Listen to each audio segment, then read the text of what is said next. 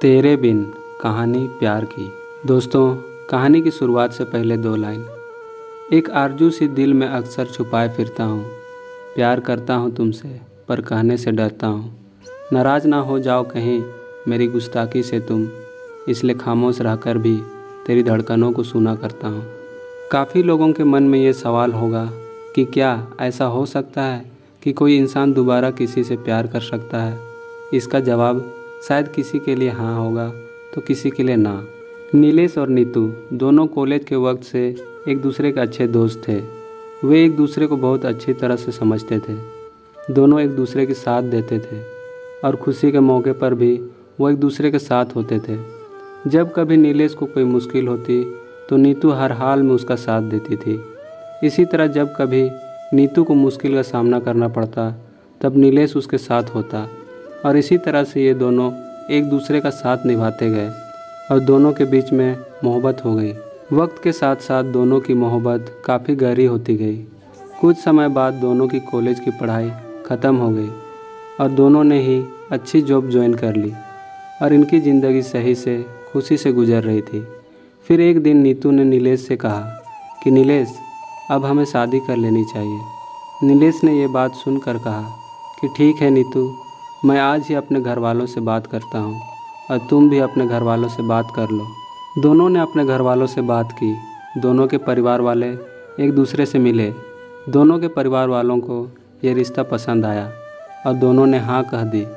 इस रिश्ते के लिए कुछ समय बाद ही दोनों की सगाई का मुहूर्त निकाला और कुछ ही दिनों में दोनों की सगाई काफ़ी धूमधाम से की गई।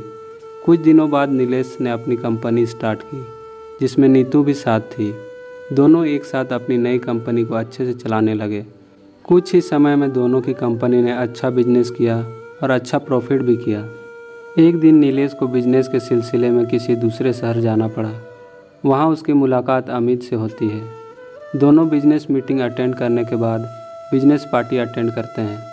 पार्टी में नीलेश और अमित की अच्छी दोस्ती हो जाती है। उस वक्त दोनों एक दूसरे को अपनी लाइफ की बातें शेयर करते हैं और दोनों हमेशा अपनी दोस्ती निभाए रखने का वादा करते हैं।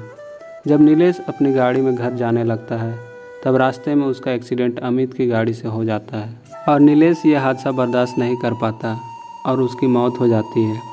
जब नीतू को और नीलेश के घर वालों को ये बात पता चलती है कि उसका एक्सीडेंट हो गया है और वह इस दुनिया में नहीं रहा तो वो लोग ये सदमा बर्दाश्त नहीं कर पाते हैं।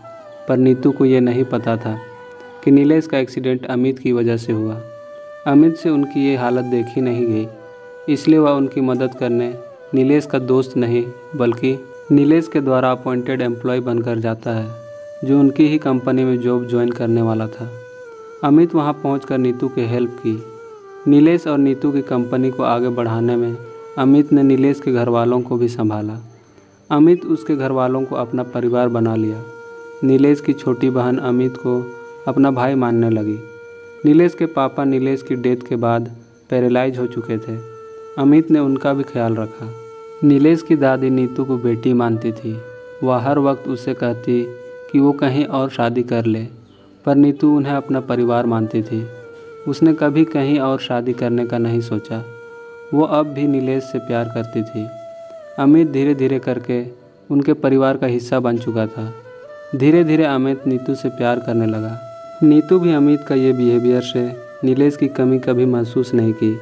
नीलेश का परिवार उसकी कंपनी की तरक्की देख के वो भी उसे पसंद करने लगे थे। पर अमित ने कभी उससे अपने दिल की बात नहीं कही क्योंकि उसे डर था कि जिस दिन सच्चाई सबके सामने आएगी तो सब उससे नफरत करेंगे। लेकिन नीलेश की दादी यही चाहती थी कि नीतू की शादी अमित से हो जाए क्योंकि वही है जो उससे समझ सकता है और प्यार भी करता है। ये सब देखकर अमित ने सारी सच्चाई सबको बता दी कि कैसे अनजाने में उससे एक्सीडेंट हो गया और नीलेश की डेथ हो गई। ये सच सुनने के बाद सबको काफ़ी दुख हुआ और गुस्सा भी आया और नीतू को भी गुस्सा आया और उसने शादी के लिए इनकार कर दिया। इस सब के बाद जब अमित वहाँ से वापस अपने घर जा रहा था तब उसका एक्सीडेंट हो गया। उसको ऐसे हॉस्पिटल में देख के नीलेश के घर वालों को ऐसा लगा जैसे वो अपना बेटा दोबारा खो रहे हैं।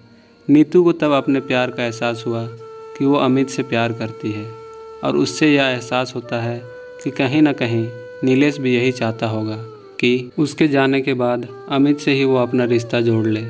फिर नीतू को अमित के बैग से एक डायरी मिलती है जिसमें अमित ने लिखा होता है कि वो नीतू से कितना प्यार करता है, पर अपनी अनजाने में की गई गलती से डरता है। उसने सब कुछ उस डायरी में लिखा होता है, अपनी फीलिंग, नीलेश की दोस्ती, परिवार का प्यार। ये सब पढ़कर नीतू को एहसास होता है कि अमित भी उससे प्यार करता है और वो भगवान से प्रार्थना करती है कि वो बच जाए, और भगवान भी उसकी प्रार्थना सुन लेते हैं। कुछ देर में डॉक्टर आकर बताते हैं कि अमित अब सुरक्षित है और उसके ठीक होने के बाद उन दोनों की शादी कर देते हैं और खुशी खुशी अपनी ज़िंदगी बिताते हैं।